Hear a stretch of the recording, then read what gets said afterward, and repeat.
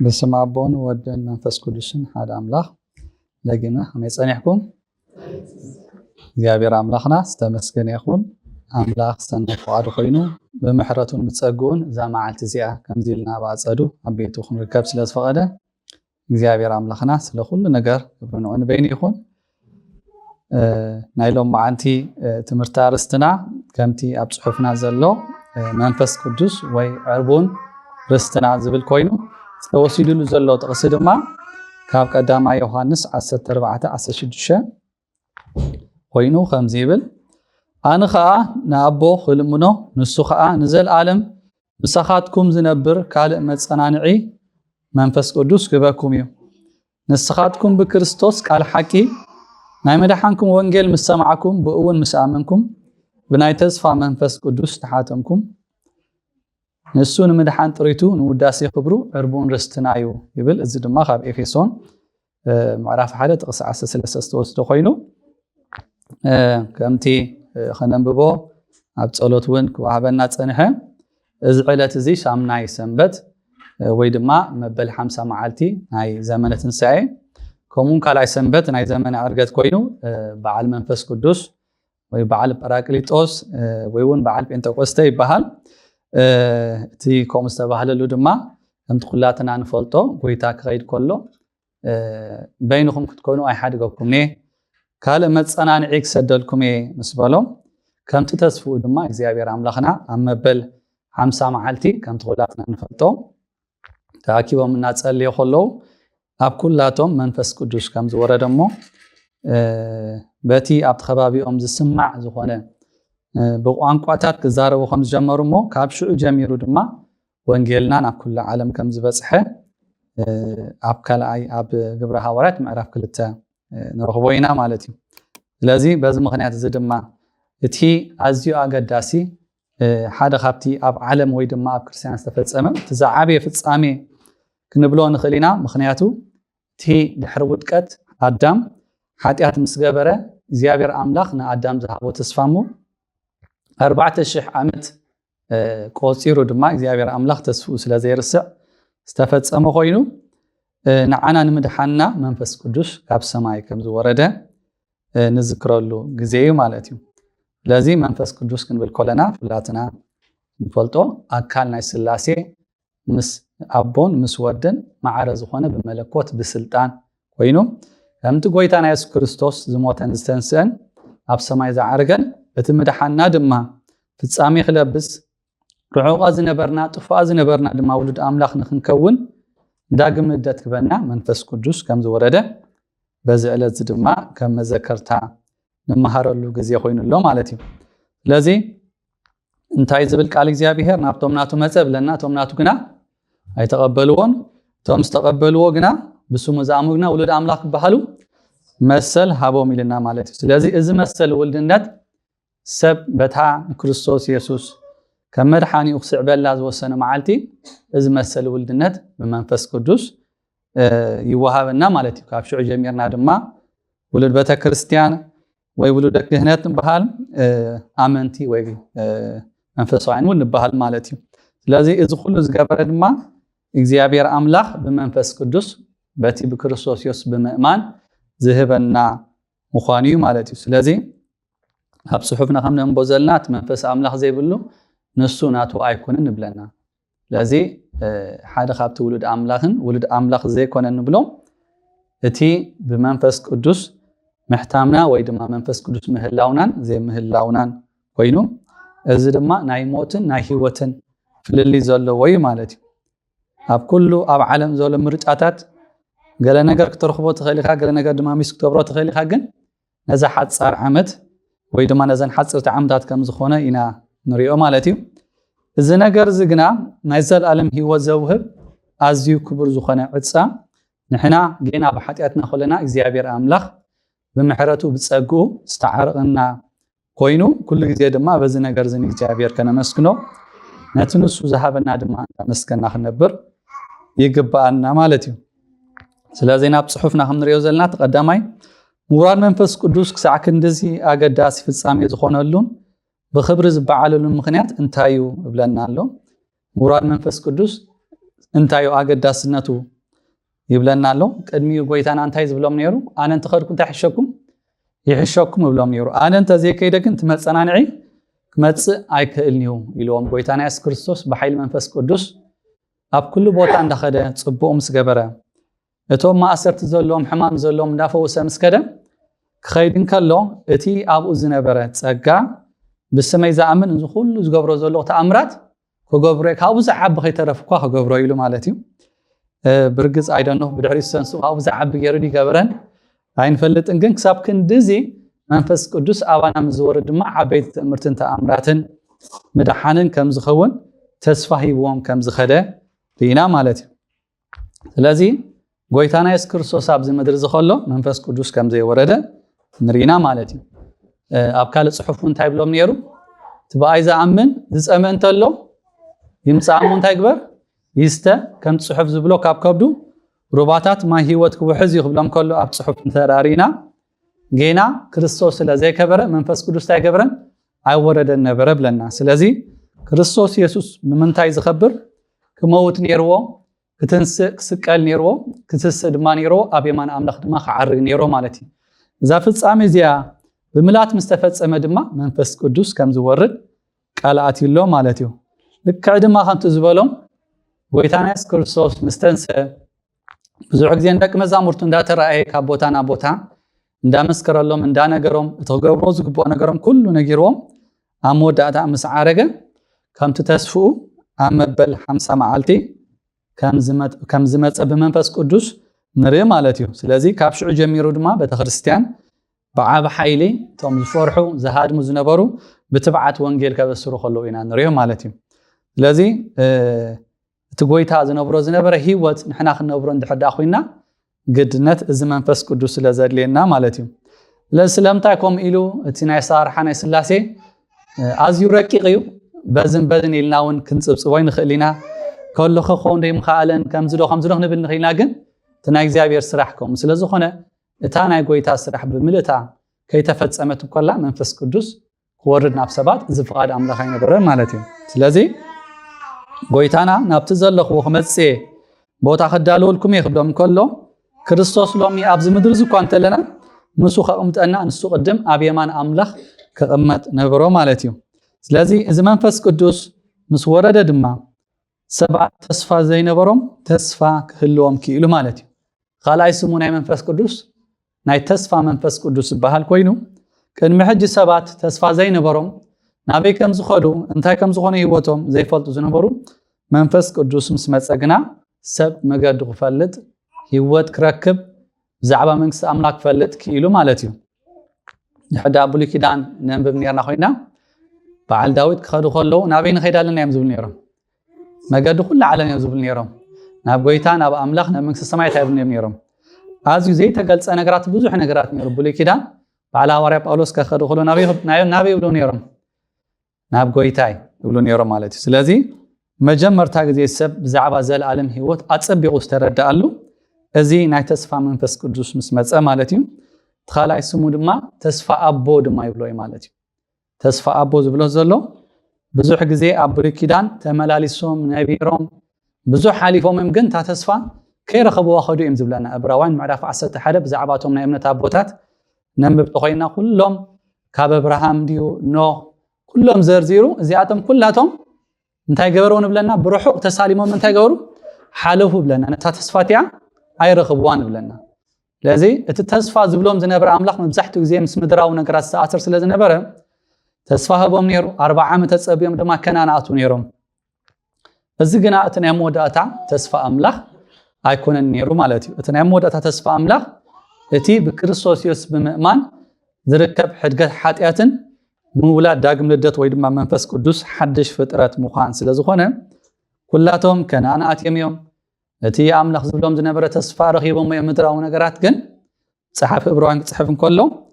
زياتهم كلاتهم بأمنة تمسكر لهم نتاسفان تيجبروان بلنا أي رخبوان بلنا إحنا جنا زيابير أملاخ فقيدو أب حدش كيدان زلوا جزيت ولدنا نزات تصفى أملاخ كنفلت أويد ما منفس قدوس كنقبل بكريستوس بمؤمن أدله بنا مالتيو سلازي نحنا كم زبالة تصفى ወይ ድማ ከም ዝበለ ብሉጽ አገልግሎት ክንረክብ ስለምንታዩ በክርስቶስ ኢየሱስ ብምእማን ዝረኸብናዮ ሕድገት ኃጢአትን ብምውራድ መንፈስ ቅዱስን ከም ዝኾነ በዚ መገድ እዚ ንርኢ ማለት እዩ ኣብ ካልእ ጽሑፍና እውን ኣብ ጽሑፍና ከም ዘሎ ንስኻትኩም ግና መንፈስ አምላኽ ሓዲሩኩም እንተኣልዩ ብመንፈስ እምበር ብስጋ ኣይኮንኩም ዘለኹም እቲ መንፈስ ክርስቶስ ዘይብሉ ንሱ ናቱ ኣይኮነን ይብለና ኣሎ ማለት እዩ ስለዚ ኣገዳስነቱ እንድሕዳ ንብል ኣለና ኮይና ከም ተቐድማ ኣቢልና ዝበልናዮ ናይ ሞትን ናይ ህይወትን ማለት እዩ እቲ መንፈስ ክርስቶስ ዘይብሉ ንሱ ናቱ ኣይኮነን ማለት ስለዚ ሓደ ሰብ ናይ ክርስቶስ ዲ ኣይኮነን እቲ ነረጋግጸሉ መገዲ እዚ መንፈስ ቅዱስ ምህላውን ዘይምህላውን ምዃኑ ብቃል አምላኽ ንርዳ ማለት እዩ ካለ ኣገዳስነቱ ድማ ህይወት ናይ ሐዋርያት ንፈልጦ ኢና ቅድሚ ጎይታና ኢየሱስ ክርስቶስ ኣብ ምድሪ ከሎን ድሕሪ ጎይታና ኢየሱስ ክርስቶስ ካብ ምድሪ እዚ ምዕራጉን ፈልጦ ኢና ኩሉ ግዜ ቅድሚው ኣብ ምድሪ እዚ መንፈስ ቅዱስ ዘይወረዶም ስለዝነበሩ ሓንሳብ መን ይበልጽ እንዳበሉ ይባሱ ኣነ ከምዚ ይብሉ ነይሮም ጎይታና ኢየሱስ ክርስቶስ ክሕዝዎም ስመፀውን ንዝክሮ እንተዳ ኮይና እዚ ሓይል እዚ ጸጋ እዚ ስለ ዘይነበሮም ኩላቶም ገዲፎም መኺዶም ማለት እዩ ወላ ጴጥሮስ እውን ድሌት እንተነበሩ ኣይ ክሓድገካኒ ኣይ ክሕደካኒ ኩላቶም ተሓድጓ እኳ ኣነ ምሳኻ ደው ክብል እንተበለ እዚ ሓይል እዚ እዚ ጸጋ እዚ ገና ዘይወረደ ስለ ዝነበረ ክሕዝዎ ኢሎም ንጎይታ ምስ መጹ ኩላቶም ገዲፎም መኺዶም ጎይታ ግን ኣብ ሓይል መንፈስ ቅዱስ በርቲዑ ስለ ዝነበረ ንዓይ ዲኹም ደሊኹም ንዓይ ሕዙ እነዚኦም ግን እንታይ ገበሮም ግደፍዎም ከም ዝበለሞ ኩላቶም ከም ዝገደፍዎም ንርኢና እዚ መንፈስ ቅዱስ እዚ ኣባታቶም ምስ ወረደ ግና ጴጥሮስ ብትብዓት ኣብ ቅድሚ ኣሽሓት ሰባት ብዛዕባ ጎይታና ኢየሱስ ክርስቶስ ብትብዓት ክምስክር ከሎ ንሪኦ ማለት እዩ ስለዚ ድማ ሓይሊ ክሳብ ተቐበሉ እንታይ ትበሉ ኢሎም ካብ ኢየሩሳሌም ኣይትውፁ ኢሎ ማለት ስለዚ ብዘይ ሓይሊ እዚ ብዘይ ጸጋ እዚ ብዘይ መንፈስ ቅዱስ ሰብ ወላ ሓንቲ ክገብር ስለ ዘይክእል ማለት እዩ ብድሕሪ ዘሎ ህይወቶም እንተሪናዮም ይሕዝዎም ይቅጥቅጥዎም በዚ ስም እዚ ከይተዛረቡ እንዳብሉ ብዙሕ ግዜ የፈራርሕዎም ነይሮም እዮም ግናኸ መንፈስ ቅዱስ ክወርዶም ከሎ ብትብዓት ካብና ኣምላኽሲ ንኣኻትኩም ዶ ምእዛዝ ይበልጽ እስከ ባዕልኻትኩም መስክሩ እንዳበሉ መመሊሶም ብትብዓት ኣብ ቤት መቅደስ ክሰብኩ ከሎ ኢና ንሪኦም ኢማጅን ሃሪሞምኻ ቀጥቂጦምኻስ መላእኽ ፈቲሑ ካብ ቤት ማእሰርቲ ምስ ኣውፅኦስ እንደገና ድማ ሳብቲ ቤት መቅደስ ኮይኑ ክሰብክ ከሎ ጴጥሮስ ክንሪኦ ከለና እዚ ብዘይቲ እግዚአብሔር በመንፈሱ ገይሩ ዝገብሮ ነገር ወላ ሓንቲ ሰብ በሓይሉ ብክእለቱ ክገብሮ ከም ዘይክእል ንሪና በሙን ኣብ ዝነንቦ ዘለና ጽሑፍ ንዝክሮ ተዳ ኮይና እንታይ ዝብሎ ነይሩ ዘሩባቤል ኣይ በሓይልን ብክእለተይን ብመንዳ ብመንፈሰ ይብሎ ነይሩ ማለት እዩ ስለዚ መንፈስ ቅዱስ ኣብ ብሉይ ኪዳን ይዓይ ነይሩ እዩ ግና መብዛሕትኡ ግዜ በቲ ፊዚካል ዝኾነ ነገራት እዩ ማለት እዩ እንታይ ንዝክሮ ብዛዕባ ሓይሊ መንፈስ ቅዱስ ኣብ ብሉይ ኪዳን ኣዚና ንዝክሮ ፍሉጥ ነገር ኣሎ ሲምሶን እንታይ ዝብለና መንፈስ እግዚአብሔር ምስ ወረዶ ሓንሳብ ንእንበሳ ልክዓም ዝንመሓስብ ገይሩ ይቆትሎ ነይሩ ነቶም ሒዞሞ ዝነበሩ ከባቢ 1000 ዝኾኑ ሰባት ፍልስጤማውያን ድማሲ ሓደ ሰብሲ መንጋጋ ኣድጊ ገይሩስ ንኩሎም መንፈስ እግዚአብሔር ምስ ወረዶ ክቀትሎም ከሎ ወይ ድማ ከጥፎም ከሎ ንርኢ ማለት እዩ ከምኡውን መንፈስ ኣምላኽ ምስ ወረዶ ሳኦል ብትብዓት ከም ዝኸደሞ እግዚአብሔር ኣምላኽ ሓይሊ ከም ዝሃቦ ንሪኢና ስለዚ ኣብ ብሉይ ኪዳን መንፈስ ቅዱስ ይወርድ ነይሩ እዩ ግና ነቲ ፊዚካል ዝኾነ ሓይሊ ወይ እምበር ከምዚ ነቲ ናይ ውሽጣዊ ዝኾነ ትብዓት ስለዘይነበረ እቶም ናይ ብሉይ ኪዳን ውግኦም ምስ ፍልስጤም ድዩ ምስ ሞዓብ ድዩ ከምቲ ብሉይ ኪዳን እንብቦይ ነይሩ መንፈስ ኣምላኽ ምስ ወረዶም ድማ ኩሉ ግዜ ይስዕሩ ነይሮም ማለት እዩ ኣብ ሓድሽ ኪዳን ግና መንፈስ ቅዱስ ምስ ስጋን ደምን ወይ ድማ ምስቶም ኣብ ከባቢና ዘሎ ንክንባዝ ዘይኮነ ሓይሊ ዝበና እንታይ ደኣ ኣብ ውሽጥና ትብዓት ሂቡ ንክርስቶስ ኢየሱስ ክንሰብኮ ማለት እዩ መንፈስ ቅዱስ ናባኻትኩም ዝወርድ ኢሎም ቅድም ኣብ ኢየሩሳሌም ድሓር ኣብ ይሁዳ ኣብ ኢየሩሳሌም ኣብ ይሁዳ ኣብ ሰማርያ ድሓር ድማ ናብ ኩሉ ዓለም ተክትገብሩ ኢኹም ወንጌል ከተብጽሑ ኢኹም ኢሎም ማለት እዩ ስለምንታይ ትብዓት የድልዮም ስለ ዝነበረ ኩሉ ግዜ ክርስትና ብህይወቶም ይሕተቱ ስለ ዝነበሩ እዚ ትብዓት እዚ እዚ ሓይሊ እዚ እዚ ከምዚ ዓይነት ኮንቪክሽን ድሕዳ ዘይብሎም ኮይኑ ወንጌል ከብጽሑ ኣይኩሉን ነይሮም ከምቲ ዝበሎም ድማ ናብ ኩሉ ዓለም ወንጌል ከብጽሑ ከለዉ ንሪኦም እንተኾነ ብብዙሕ መከራ ብብዙሕ ማእሰርቲ ብብዙሕ መቐተልቲ ብዙሕ ሓሊፎም እዮም እቲ ኣብኦም ዝነበረ መንፈስ ግና ኣዝዩ ሓያል ስለ ዝነበረ ክሳብ ሞት ንእግዚአብሔር ኣምላኽ ክእመንዎ ኣኽኢሎ ማለት እዩ ስለዚ ከምቲ ኩሉ ግዜ ንብሎም 10 ተኽልቲኦም በሰማዕትነት እዮም ሓሊፎም ሓደ ጥራይ ካብኣቶም እዩ ሃዋርያ ዮሐንስ ኣሪጉም ዝሞተ ብታሪኽ ናይ መጽሓፍ ቅዱስ ወይ ድማ ዝነገረና ኩላቶም ክስኡ ከሎ ግና እዚ ሓይሊ መንፈስ ቅዱስ ኣባቶም ስለ ዝነበረ ኣብ ሓውኸትዎም ከሎ ክሰቕልዎም ከለው ከምቲ ጎይታ ብትብዓት ወንጌል ሰቢኹ ክሳብ ክቆትልዎ ከሎ ዘይፈርሕ ዝነበረ እዚኣቶም ድማ ምስክር ክርስቶስ ኮይኖም ክሳዕ መወዳእታ ወንጌል ኣምላኽ ከብጽሑ ከለው እዚ ሓይሊ መንፈስ ቅዱስ ስለ ዝነብሮም እዩ ማለት እዩ። ስለዚ ክርስትና ብእምነት ንበር ስለ ዝኾነ እቲ ካልኣይ ስሙ ከም ዝበልናዮ ተስፋ መንፈስ ቅዱስ ይበሃል ማለት እዩ። ስለዚ ጎይታ ምሳኻ እንተሎሲ እንታይ ካሞ ተስፋ ክትገብር ከይደ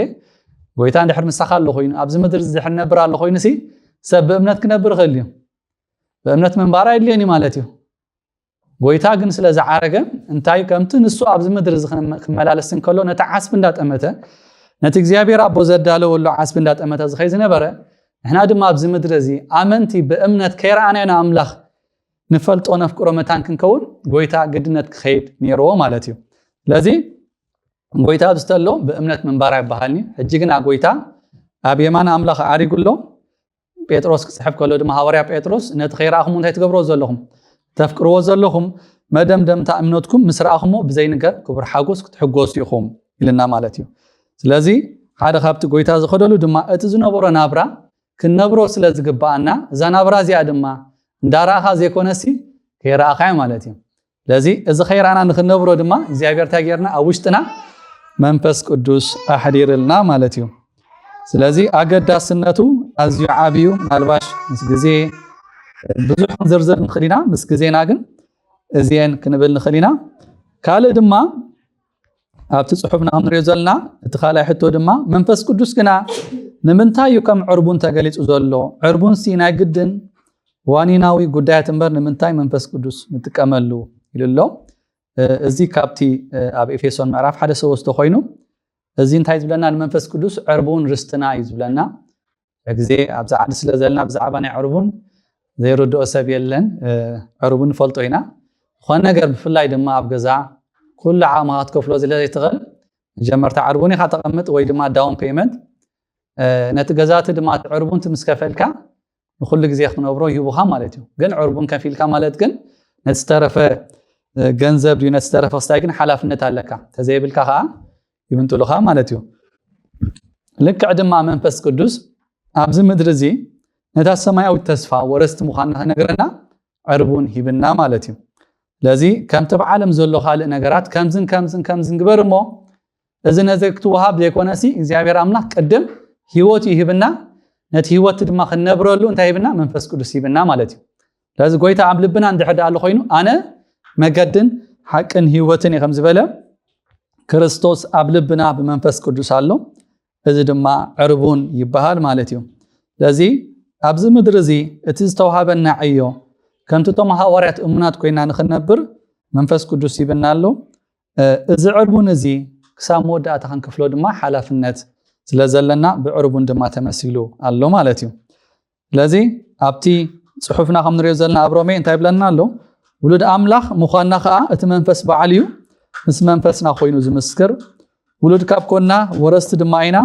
ንኣምላኽ ወረስቱ ንክርስቶስን ምዋርስቱ ኢና ምስኡ ሓሳረ መከራ እንተፀገምና ምስኡውን ክንከብር ኢና ብለና ኣሎ። ስለዚ እዚ ተስፋ እዚ እግዚአብሔር ኣምላኽ እንታይ ሂብና ወረስቲ ክንከውን ተስፋ ሂብና ኣሎ ምስኡ ሓሳረ መከራ እንተፀገምና ምስኡውን ክንከብር ኢና ይልና ማለት እዩ። ስለዚ እግዚአብሔር ኣምላኽ ዕርቡን ክበና ከሎ ናቱ ክንከውን እዩ ናቱ ክንከውን ወረስቲ ክንከውን ክሳብ መወዳእታ ድማ እሙናት ክንከውን ማለት እዩ። ጎይታ ከይድ ከሎ ኣነ ኣብ ዓለም እንታይ ኣለኩም ኢልና ኣብ ዓለም ፀበባ ኣለኩም ግናኸ ኣነ ንዓለም ስዒራይ እሞ ኣጆኹም ኢልና። ስለዚ ኣጆኹም ክብሎም ከሎ ስቑኢሉ ይኮነን ኣጆኹም ዝብለና ዘሎ እቲ ኣብዚ ምድሪ ዝኸፃናዓና እቲ ንዕኡ ዝድግፎ ዝነበረ ብሓይሊ መንፈስ ቅዱስ ኣብ ኩሉ ቦታ ከይዱ ተኣምራት ክገብር ዝድግፎ ዝነበረ መንፈስ ቅዱስ ኣባና ድማ ስለ ዘሎ በዚ መገዲ እዚ ድማ ነቲ ሓሳረ መከራ ፀጊብና ምስ ክርስቶስ ንክንከብር እዚ መንፈስ ቅዱስ ከም ዝሃበና ርኢ ማለት እዩ። ስለዚ መንፈስ ቅዱስ ዘለዎ እንታይ ንብላ ኣለና ቅድም ውሉድ ኣምላኽ ይኸውን ንብላ ኣለና። እዚ መንፈስ እዚ ድማ ምስ መንፈስና ኮይኑ ድማ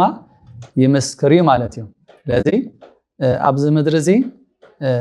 አንሰርቴን ዝኾነ ጉዕዞ ይኮና ነብር ማለት እዩ እንድሕዳ ናይ ብሓቂ መንፈስ ቅዱስ ኣለና ኮይኑ ናበይ ከም ንኸይድ መወዳእታና እንታይ ከም ንኸውን ኣዚና ንፈልጥ ኢና ማለት እዩ ኣብዚ ምድሪ ዝኸለና ናበይ ከም ንኸይድ ናብ መንግስቲ ሰማያት ከም ዝንሃምና ኣትርግጽኛ ተዘይኮይና ግን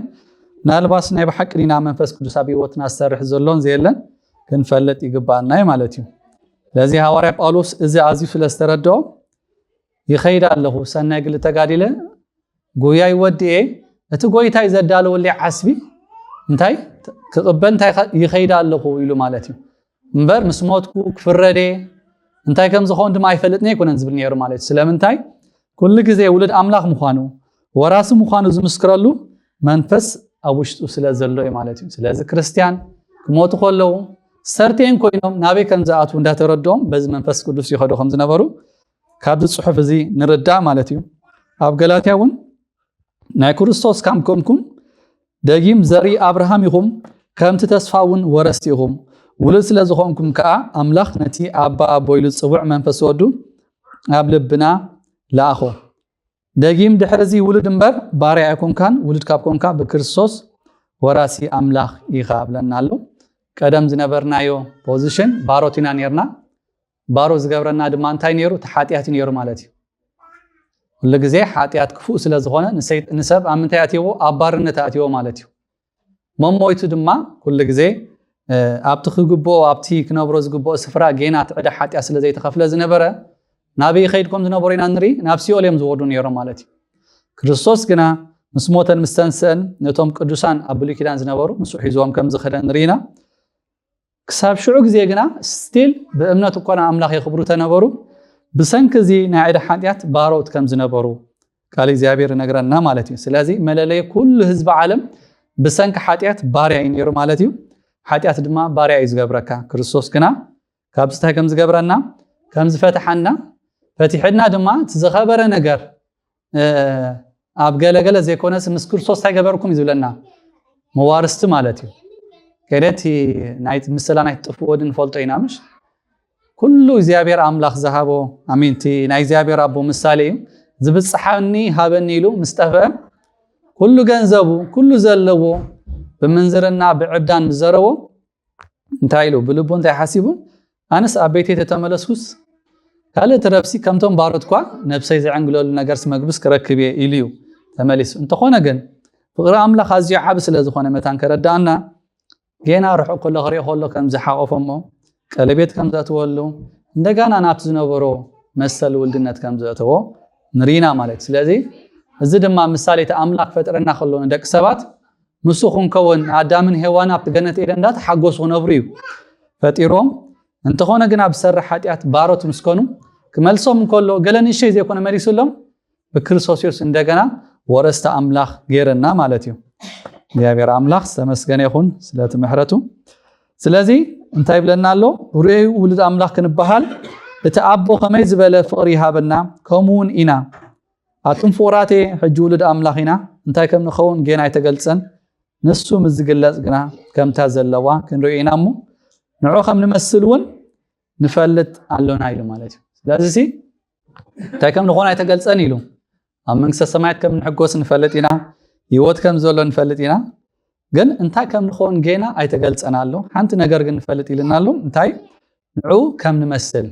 ማለት እዩ በቲ ትንሳኤ ናይ ክርስቶስ ንዑ ከም ስለና ዝኽእል ዓይነት ፀጋ ብትንሳኤ ድማ እግዚአብሔር ኣምላኽ ነቶም ዝኣመንዎ ኣዳሊሎም ከም ዘሎ እዚ ኣዝዩ ክቡር ተስፋ ይብልና ኣሎ ማለት እዩ ኣብዚያ ተጻሕፈትልና ኣላ ቀፂልና እንድሕዳ ኣንቢብና ኣብቲ መጽሓፍ ቅዱስና ግን እዛ ተስፋ እዚኣ ዘላቶ ብለና ከምቲ ንሱ ርእሱ ዘንጽህ ዘሎ ንሱ ድማ እንታይ ይገብር ኣሎ ንርእሱ የነጽህ ኣሎ ማለት ስለዚ እዛ ተስፋ እዚኣ ዘይብሉ ሰብ እዚ ተስፋ ዝኣውሽጡ ዘይብሉ ሰብ ንርእሱ ከነጽህ ኣይክእልኒ ማለት እዩ እግዚአብሔር ኣምላኽ እዚ መንፈሱ ከፍስሶ ከሎ ግና ከምቲ ካልእ ኣብ ዓለም ንገብሮ ብፃዓሪ ብገለ ዘይኮነሲ ርእስና ከነንጽሃሉ ክቡር ዝኾነ መሰል ውልድነት ከም ዝሃበና ንፈልጥ ኢና ማለት እዩ ሓደ ግዜ ኣብዚ ናይ ምድሪ ንሰብ ፕሮሚስ ክትኣትወሉ ከለኻ ተስፋ ክትቦ ከለኻ እዝን እንድሕዳ ጌርካ እዝን ክገዛልከ ትብሎ ከለኻ እቲ ሰብ እቲ ዋላ ነቲ ክገብሮ ዝደልዩ ነገራት ባሃይበሎ ግን ነታ ክረኽባ ዝደልዩ ነገራት ክረኽባ ስለ ዘሎ ብብዙሕ ነገር ክፅዕር እንከሎ ንሪኦ ኢና ኣብዚ ናይ እግዚአብሔር ግን ከምኡ ከም ዘይኮነ ኣዝዩ ክርዳእና ሰናይ ነገር እዩ ተስፋ ክቦም ከሎ ጻዕሪ ዘለዎ ጭንቀት ዘለዎ ጥራይ ዘይኮነ እዚ መንፈስ ቅዱስ እዚ ኩሉ ግዜ ኣብ ውሽጦም ኮይኑ ሓጎስ ሂቦም ከም ዝነበረ ፍቅሪ ኣምላኽ ይገልጸሎም ከም ዝነበረ እምበር ናይ ጭንቀት ሂወት ጥራይ ከም ዘይነበረ እዚ ኣዝዩ ክርዳእና ይግባይ ማለት እዩ ስለዚ እዚ ተስፋ ዘለዎ እዚ ፍቅሪ ኣምላኽ ዝርድኦ ሰብ ካብያ ልዕልኒ ኣብ ሓጢያት ነይረ ባርነት ነይረ ሕጂ ግን ኣብ ውሉድ ኣምላኽ ኮይነ እዚ ብል ርዳእና መንፈሳዊ ውሽጥና ድሕር ኣሎ ኮይኑ ንእግዚአብሔር ኣምላኽ ከነኽብሮን ርእስና ነኸነንጽህ ቀሊል ማለት እዩ እዚ ነገር እዚ እዚ መንፈስ ቅዱስ እዚ ኣብ ውሽጥና እንተዘየለ ግና እቲ ክርስትና ግበር ኣይትግበር ናይ ጻዕሪ ናይ ክስታይ እምበር ኩሉ ግዜ ሓጎስ ዘለዎ ወይ ድማ ሓርነት ዘለዎ ኮይኑ ዘይክስማዓና ይኽእል ማለት እዩ ኣብዚ ድማ ብዙሕ ሰብ ዝሽገር እግዚአብሔር ሰዓቦ እግዚአብሔር ከምዚ ገይሩ ኣፍቂርካ ክትብሎ ከለካ ከምዚ ጾር ተሰክሞ ዘለካ ኮይኑ ይስምዑ ማለት እዩ ንእሽተይ ተኮይኑ ኣነ ንእሽተይ እንደ ዘለኹ ሓንሳብ በባ ምስ ዓብኹ ከምዝን ይዝብለካ ማለት እዩ እግዚአብሔር ግን ሂወት ክበና ከሎ ፍቅሪ ዘለዎ እዩ ማለት እዩ መንፈስ ቅዱስ ኣብ ውሽጥና ክፈስስ ከሎ ክብል ከሎ በዚ ንፍቅሪ ኣምላኽ ታይ ንገብራ ኢና ፈልጣይና ኢልና ማለት እዩ ገና ሓጣን ኮለና ክርስቶስ መንተ ዓመት መጺሞ በዚ ድማ ፍቅሪ ኣምላኽ ንደቂ ሰባት ከም ዝተገልጸት እዚ ፍቅሪ ዝተረድኦ ሰብ ድማ ንእሽተይ ይኹን ዓብ ይኹን ኣምላኽ ንስዕቦ ቀሊል ከም ዝኾነ እዛ ተስፋ እዚኣ ድማ ርእስና ክንንጽሐላ ንኽእል ኣዝዩ ግሩም ነገር እግዚአብሔር ንደቂ ሰባት ከም ዝሃቦም ንርዳእ ማለት እዩ ስለዚ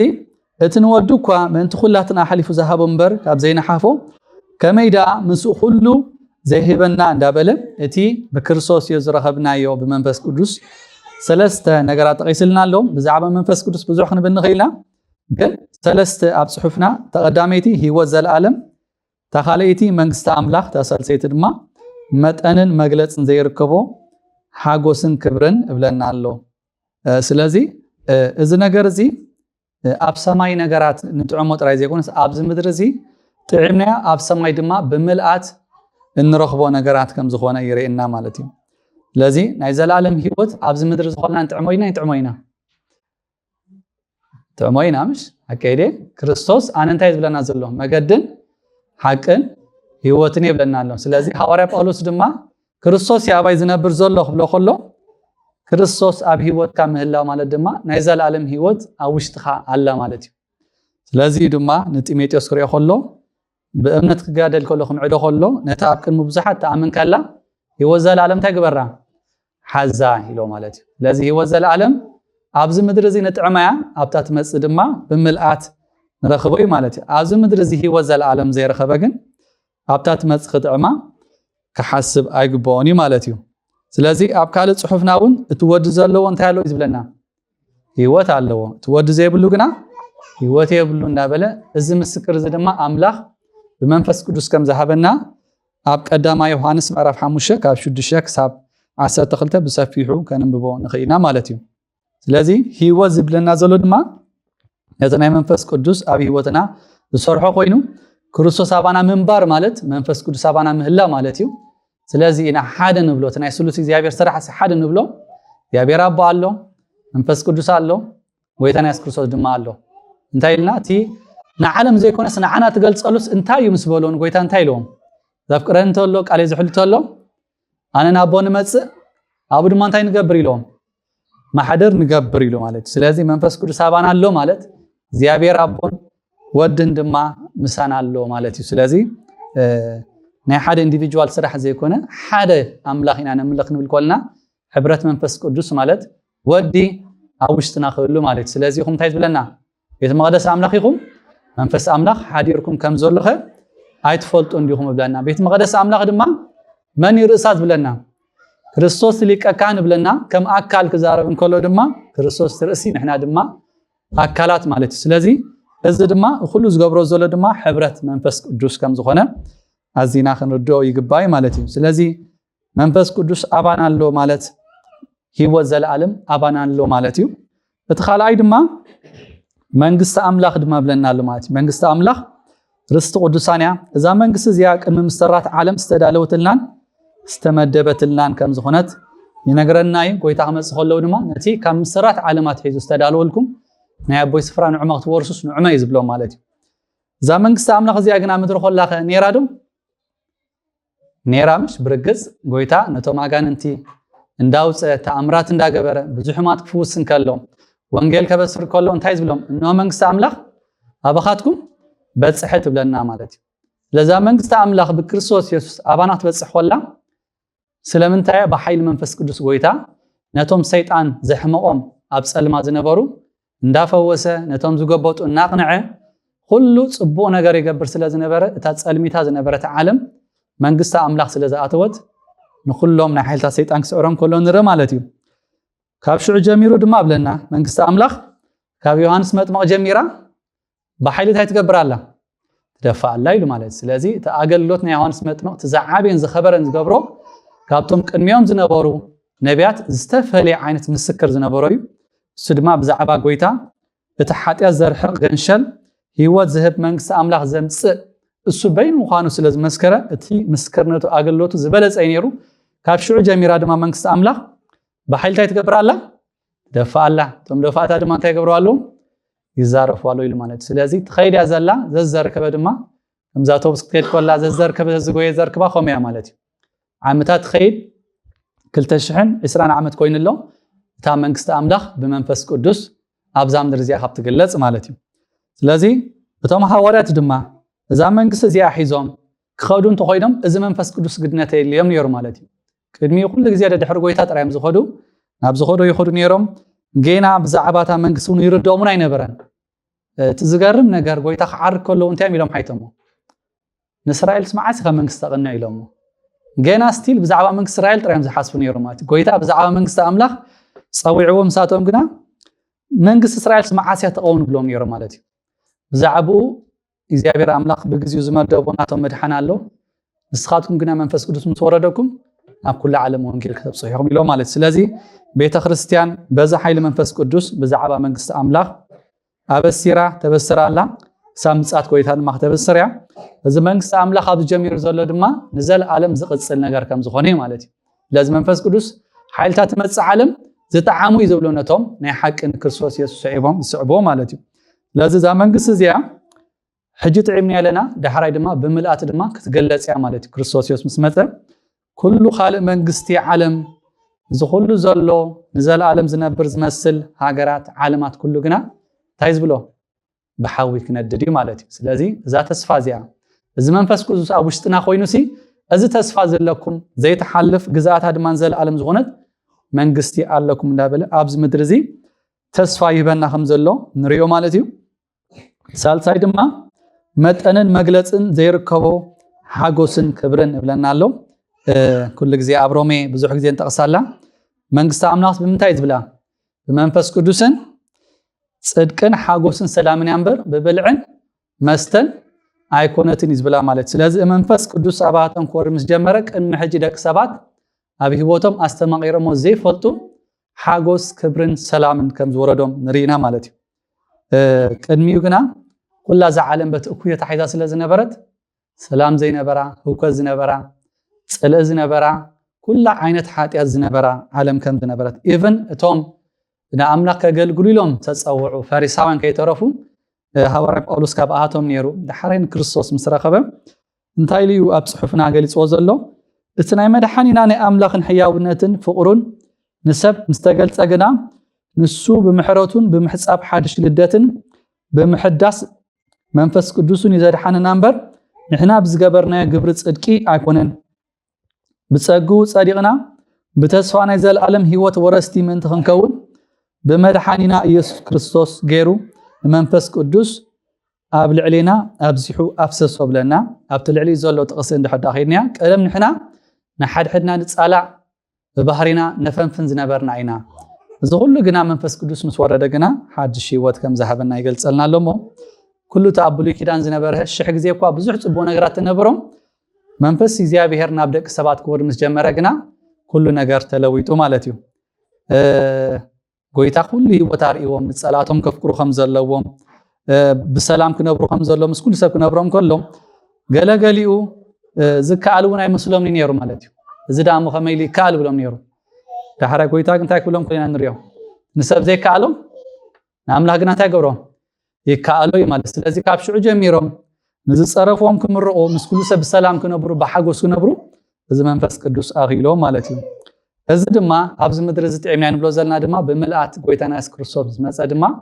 እንታይ ዝብሎ ኣብቲ መልእክቲ ጴጥሮስ ብዘይንገር ክቡር ሓጎሳት ትገብሩ ኢኹም ከተሐጎሱ ኢኹም ይብለና ማለት እዩ ስለዚ እዚ ተስፋ እዚ እግዚአብሔር ኣምላኽ ኣብዚ ምድሪ ዝኾይና ክንጥዕሞ ጥዕምናይ ድማ ነቲ ዝተዋህበና ነገር ኣጽኒዕና ክንሕዞሞ ጎይታና ኢየሱስ ክርስቶስ ምስ ኩሎም ቅዱሳን መላእክት ምስ ተገልጸ ድማ ብምልኣት ንኸነስተማቕሩ መንፈስ እግዚአብሔር ኣባና ከም ዘፍሰሶ በዚ ቃል ኣምላኽ ንመሃር ኣለና ማለት እዩ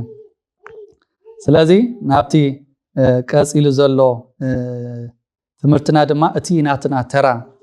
ወይ ድማ ከም ክርስቲያናት ድማ እዚ መንፈስ ቅዱስ እዚ ምስ ወረድና ክህልወና ዝግብኦ ናብራን ኣካይዳን ወይ ድማ ናይ ብሓቂ መንፈስ ቅዱስ እንድሕዳ ንመላለስ ኣለና ኮይና እንዘይለና ክንፍትሸሉ ዝግባአና ገለገለ ነጥብታት ድማ ኣቕሚጥልና ኣሎ እቲ ቀዳማይ ተጠቂስልና ዘሎ ህይወት ናይ ሳኦል ኣብ ቀዳማይ ሳሙኤል ምዕራፍ 10 ዘሎ ኮይኑ እንታይ ዝብሎ መንፈስ እግዚአብሔር ኣብ ልዕሊኻ ክወርድ እሞ ንሳቶም ከዓ ክትንበይኻ ካልእ ሰቡን ክትከውን ኢኻ ክትልወጥ ኢኻ ኢልዎ ካብ ሳሙኤል ክኸይድ ከሎ ዝባን ምስ መለሰ ድማ ኣምላኽ ካልእ ልቢ ለወጠሉ ብለና ስለዚ እግዚአብሔር ኣምላኽ ከምንፈልጦ እስራኤላውያን ንጉሳን ክሰልና ምስ በልዎ ባሃይበሎም ግን እቲ ድሌቶም መታን ክገብረሎም ንሓደ ንጉስ ሳኦል ዝበሃል መሪፅዎ መንፈስ ኣምላኽ ምስ ቀመጦ ድማ እንታይ ከም ዝኾነ ይነግረና ኣሎ ካልእ ሰብ ከም ዝኾነ ኩሉ ግዜ ድማ እግዚአብሔር ኣምላኽ ዝሕጉስ ህይወት ይነብር ከም ዝነበረ ንሪኢና ማለት እዩ ክሳብታ ካብ እግዚአብሔር ክረሓቐላ ዝጀመረ ዕለት ማለት እዩ ስለዚ ህይወት ናይ ሳኦል ኣብቲ መንፈስ እግዚአብሔር ዝነበረሉ ዓመታት እንድሕዳሪናዮ ኣዝዩ ንኣምላኽ ዝስዕብ ሰብ ነይሩ ተባዓይ ነይሩ ከም ንሪኦ ብዙሓት ፍልስጤማውያን ከጥቅዕዎ ምስ መፁ ኣይ ቲንክ ኣሞናውያን ብሓይሊ መንፈስ ቅዱስ ተቢዑ ንእስራኤል ምድሓን ሂቦም ከም ዝነበረ ንሪኢና ካልእ እውን ክንዕቅዎን ክፀርፍዎን ከሎ ድማ መንፈስ እግዚአብሔር ዝነበሮ ሰብ ስለ ዝነበረ ካልእ ልቢ ዘለዎ ሰብ ስለ ዝነበረ ሸለል ክብሎም ከሎ ንሪኢና እንተኾነ መንፈስ እግዚአብሔር ካብኡ ክርሕቕ ምስ ጀመረ መንፈስ ኣምላኽ ዘይብሉ ሰብ ምስ ኮነ ግና ብኣንጻሩ ኣዝዩ ጨካን ከም ዝኾነ ነቶም ካህናት እግዚአብሔር ከይተረፈ ከም ዘቐተሎምን ቤቶም ከም ዘንደደ ንፈልጥ ኢና ማለት እዩ ስለዚ ንሕና ድማ ናይ ብሓቂ ውሉድ ኣምላኽ እንድሕዳ ኮይና ክርስቲያኒ ቤተክርስትያን ኸይዴ ከምዝን ጥራይ ዘይኮነ ናይ ብሓቂ እቲ መንፈስ ቅዱስ ኣብ ውሽጡ ዘለዎ እንታይ ክገብር ከም ዘለዎ እዩ ዝነግረና ቃል እግዚአብሔር ግብሪ ጽድቂ ድማ ክገብር ከም ዝኾነ ማለት ጻድቃን ኢና ጸዲቕና ኢና እንድሕር ንብላልና ኮይና ግብሪ ጽድቂ ከግብረና ዝኽእል መንፈስ ቅዱስ ኣባና ከም ዘሎ ክንርዳእ ኣዝዩ ሰናይ ነገር እዩ ማለት እዩ ስለዚ ከምታ ቀዲመ ዝጠቐስክዎ እቶም ሃዋርያት እውን ትቅድም ዝነበረ ሂወቶምን ዳሕራይ ዝነበረ ሂወትን በበይኑ ከም ዝነበረ መንፈስ እግዚአብሔር ምስ ወረዶም ቀደም ኣነ ይበልጽ ኣነ ከምዝን ከም ዝብሉ ዝነበሩ ዘሃድሙ ወይ ድማ ጴጥሮስ ንጎይታና ሕዝቦም ምስ መዘ እንታይ ገይሩ ካራ ሒዙ ክከላኸለሉ ይፈቲኑ ማለት እዩ ዝኹሉ ቀደም ቅድሚ መንፈስ ቅዱስ ምቕባሎም ዝነበረ ሂወት ዳሕራይ ኣብ ግብረ ሃዋርያትን ዳሕራይ ተሪንያ ሂወቶም ጠቕላላ በበይኑ ነይሩ ማለት እዩ ስለዚ ከም ክርስቲያናት ውሉድ ቤተ ክርስቲያን ውሉድ ክህነት እንድሕዳ ኮይና መንፈስ ቅዱስ ድማ ኣባና እንድሕዳ ሓዲሩ እቲ ቅዱስ ሂወት ክንነብሮ ከምቶም ሃዋርያት ይግባአናይ ማለት እዩ ድሕዳት መልእክቲ ጴጥሮስ ንሕደም በኮይና ኣዝዩ ካብ ተቀደም ግብሪ ዝተማሃረ ዝመስል ማለት እዩ ደጋጊሙ እቲ ኣብቲ መልእክቲ እንታይ ዝብልና ንረክብ በቃ ሕማቕ ነገር ዝገበረኩም ብጽቡቕ ነገር ክትመልሱሎም እዚ ጸጋ ኣምላኽ እዩ እናበለ ይምዕዶም ከም ዝነበረ ተቀደም ዝገብሮ ዝነበሩ ብስጋ ዓይነት ኣታክ ብስጋ ዝኾነ ነገር ክመልሱሉ ከምኡ ከም ዘይግባእ መንፈስ እግዚአብሔር ግና ንኹሉ ሰብ ምሕረት ክንገብር ምስ ኩሉ ሰብ ፍቕሪ ክንነብር ኣብዛ ምድሪ እዚኣ ንክርስቶስ ዝመስል ሂወት ሒዝና ክንመላለስ ከም ዘኽእለና ይነግረና ማለት እዩ ስለዚ እዚ መንፈስ እዚ እንድሕዳ ዘይብሉ ኮይኑ ግን ክርስቲያን ሽሕ ግዜ ኣብ ቤተ ክርስቲያን መላለስ ከምቲ ናይ ክርስቶስ ሂወት ክመላለስ ኣይግብኦን ማለት እዩ ስለዚ ዘመን እዚ ንሪኦ ኣለና ማለት እዩ ቁፅሪ ቤተ ክርስቲያን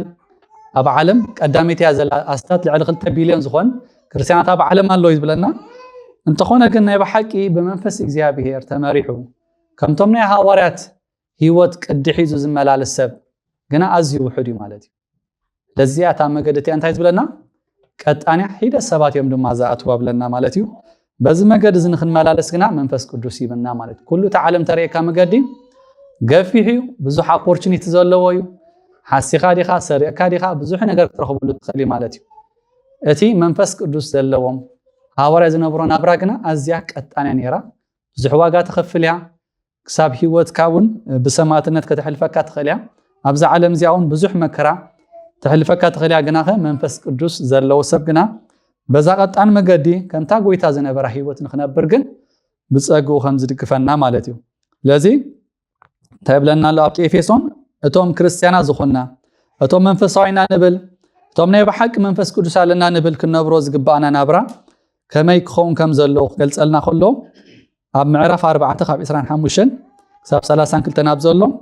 ስለዚ ንሓሶት ኒዮ በልዎ ኣብ ኩራኹም ፀሓይ ትዕረብኩም ንዲያብሎስ ስፍራ ኣይተሃብዎ እቲ ዝሰረቐ ደጊም ኣይስረቕ ዘይጠቅም ዘረባ ካብ ኣፍኩም ኣይውፃእ ነቲ ንመዓልቲ ምድሓን እትሓተምኩምሉ ናይ ኣምላኽ መንፈስ ቅዱስ ኣይተጉሂቦ ብዘሎ ምረትን ነድርን ኩራን ታዕታዕን ፀርፍን ምስ ኩሉ ክፍኣት ዘበለ ካባኻትኩም ይርሓቕ ንሓድሕድኩም ተለዋሃትን ተዳይናገፅትን ኮይንኩም ይቕረ ተባሃሉ ብለና ማለት እዩ ስለዚ እዚ መንፈስ እግዚኣብሔር ሓይሊ ይህበና ተስፋ ይህበና ተባዓት ይህበና ኢልና ዝዓበየ ነገር ድማ ንክርስቶስ ኢየሱስ ንክንመስለሉ ኣብ ውሽጥና ሓይሊ ይህበና ማለት እዩ ስለዚ ሰብ ንዝበደለካ ይቕረ ክትብል ቀሊል ኣይኮነን ምሽ ግን ብፀጋ ኣምላኽ ግን ኩሉ ከም ዝከኣል ቃል እግዚኣብሔር ይነግረና ኣሎ ማለት እዩ ጎይታ ከምዚ ኸማና ሰብ እዩ ኩሉ ነገሩ ንዓና ዝመስል ሰብ ኮይኑ ይመፅዩ ስጋ ተመላሊሱ ግን ምስ ፀረፍዎ ምስ ነዓቕዎ ምስ ኣቃለልዎ ኣፍ ንኣፎም ክምልሰሎም ኣይንሪኢና ማለት እዩ በዓል ሃዋርያት እውን ከምኡ ይሃርሞም ነይሮም ይቕጥቅጥዎም ነይሮም እንተኾነ ግና ቀልስና ምስ መን እዩ ዝብሎም ምስቶም ኣብ ሰማይ ዘለው ክፉኣት መናፍስቲ ናይ ፀልማት ሕልቅነታት እምበር ምስ ስጋ እንደመን ኣይኮነን እንዳበሉ ክፀፍዖም ከለዉ ሱቕ እንዳበሉ ክሃርሞም ከለዉ እንዳተፀመሙ ነቶም ዝረገሞም ድማ እንዳመረቑ እዚ ወንጌል እዚ ኣብፂሖሞ ማለት እዩ ከምተ ዘይከውን ነይሩ እዚ ወንጌልና ግን ኣብተን ቀዳሞት ዓመታት ከለዋ ተቆፅየ ማለት እዩ ምክንያቱ ክርስቶስ ክሰብ ከላ ከለካ እዚ ዓለም ንዓይ ትፈልጠኒ እያ እሞ ንዓኻትኩም ድማ እንታይ ትገብረኩም እያ ኣይትፈልጠኩም እያ ስለ ዝበሎም ክርስቲያን ክርስቶስ ክሰብ ከሉ ብዝጀመረ መዓልቲ መከራ ክመፅእ ከም ዝኽእል ንፈልጥ ኢና ኣብዚ እዋን እዚ እውን ስለ ስም ክርስቶስ ብዙሓት ኣብ ማእሰርቲ ከም ዘለው ንፈልጥ ኢና ስለዚ እዚ መንፈስ እዚ ግና ንኩሉ ዓይነት ቻለንጅ ክሕልፈና ከም ዝኽእል ካርሙና ከለዎ ድዩ ክፀርፉና ከለዎ ድዩ ምስ ብፃይና ድዩ ገለ ነገር ክህልወና ከሎ ብፀጋ ኣምላኽ ይቕረ እንዳበልና ብፍቕሪ ካብ ፀርፍን ካብ ኩሉ ክፉእ ነገራት ተሓሊና ንእግዚኣብሔር ከነኽብር ከም ንኽእል ይድግፈና ማለት እዩ ስለዚ እዚ ውሽጥና ዘሎ መንፈስ ይጉሂ ይብለና ኣሎ ነቲ ንመዓልቲ ምድሓን እተሓተምኩምሉ ናይ ኣምላኽ መንፈስ ቅዱስ ኣይትበሮ ኣይተጉሂዎ ብለና ኣሎ ስለዚ ደላይና እንዳገበርና እንዳሰረቐና እንዳተፃረፍና ኣብ ውሽጥና ወላ ሓንቲ ዘይስማዓና እንድሕዳ ኮይኑ መንፈስ ቅዱስ ኣለና ክንብል ንኽእል ኢና ኣይንኽእልን ኢና ማለት እዩ ስለዚ እታ ቀጣን መገዲ ርግፅ ብሓይሊ መንፈስ ቅዱስ ከም ትከኣል ብሓይልን ብክእለትን ድማ ዘይኮነ እግዚኣብሔር በቲ ኣባና ዘቐመጦ መንፈስ ቀዳማይ ትብዓት ከም ዘውህበና ኣብዛ ምድሪ እዚኣ ተስፋ ዘለና ሰባት ከም ዝገብረና ንክርስቶስ ክንመስለሉ ንኽእል ቅዲ ሂወት ንኽነብር ድማ መንፈስ ቅዱስ ኣባና ከም ዘሎ በዚ መዓልቲ እዚ ከም ዝበለ ትምህርቲ ቤተክርስትያትና ሰሪዓትና ኣላ እሞ ከም ዝተምሃርናዮ ብርግፅ ክንመላለስ ድማ እግዚኣብሔር ፀጉኡ ይደግፈና እግዚአብሔር ባረኩም